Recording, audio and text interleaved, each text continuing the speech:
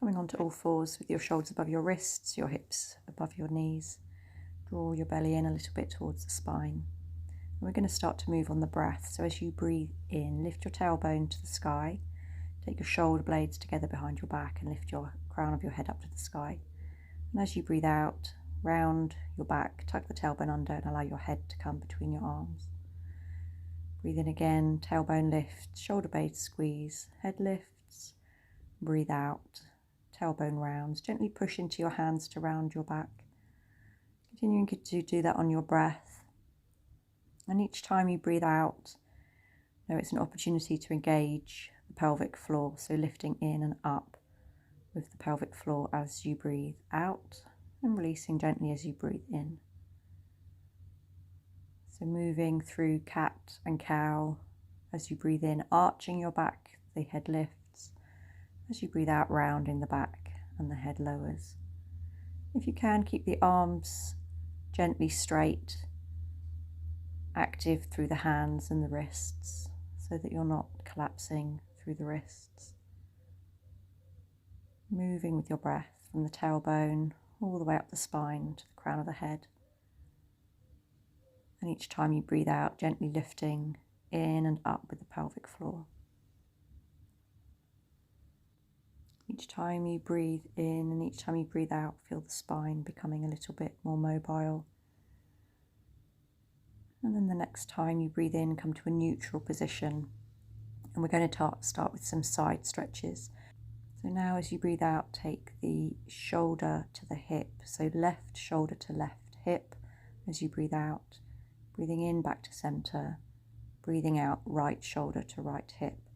So feeling that you can squeeze one side of your body at the waist while the other side stretches out. It's a feeling of taking the shoulder to the hip as you breathe out and straightening as you breathe in. And continuing to move from side to side. Once again, keeping the arms straight, pressing into the hands gently. Taking the right hand and threading it between the left wrist and the left knee. Taking the right, outside of the right shoulder towards the floor and the side of the head to the floor. And just pause here for a few breaths. Gentle twist.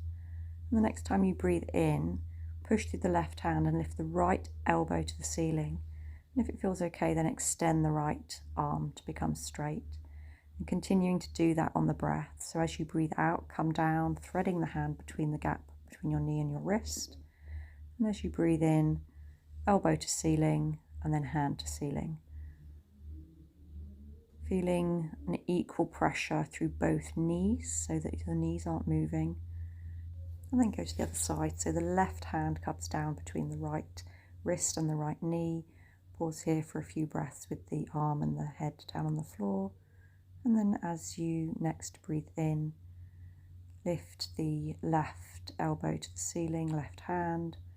And as you breathe out, threading the hand back between the opposite wrist and the opposite knee. Breathe in, coming up, and breathe out, coming down. And continuing to do this once more on your breath. Breathe in, elbow to ceiling, and breathe out, take the wrist in between the knee and the hand, taking the shoulder and the head to the floor. Come back into neutral cat, and this time keeping the hips above the knees, just walk the hands away, walking the hands away, hips stay above the knees, and then lowering the armpits, the chest towards the floor. Keeping the hands pressing into the floor, keeping the arms active, so thinking about the upper arms lifting up towards the ceiling, while the chest and the armpits lower down. And breathing here as you stretch out. As that initial stretch begins to ease off, you can lift up onto the fingertips, arching the hands, and begin to breathe in and out, just as we did with the cat-cow movement earlier. So as you breathe in, perhaps lowering the chest, lifting the head, and as you breathe out, lifting up with the back and lowering the head.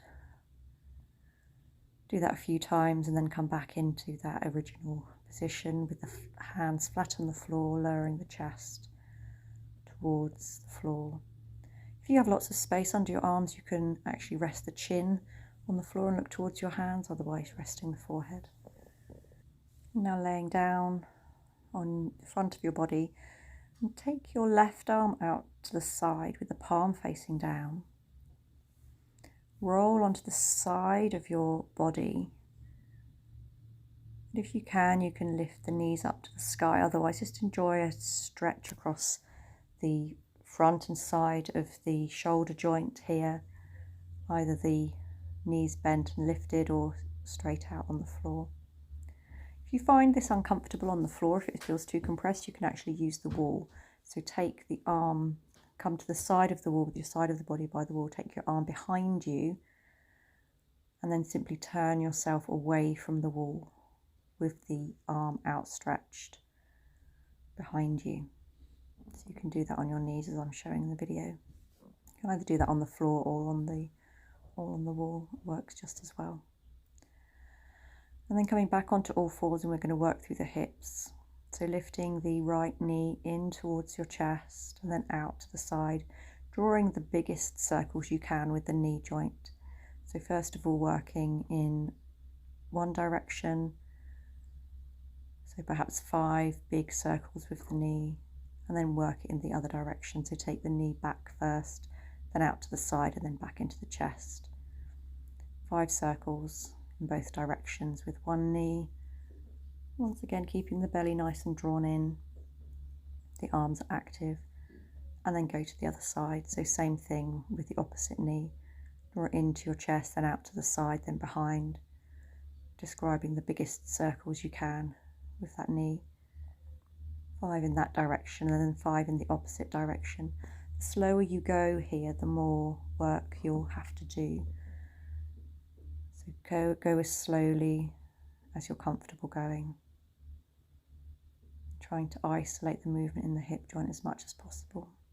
And then tuck your toes under, swing your hips back towards your heels, push into the hands, and lift yourself up into a downward facing dog. So the hips are in the air, hands on the floor, feet on the floor. And then walking the dog, so bending one knee and then the other, the heel of the straight leg moving down towards the floor. Make this movement as exaggerated as you like. If you want to drop into that hip of the bent leg, that's quite nice. Gives you a side stretch as well.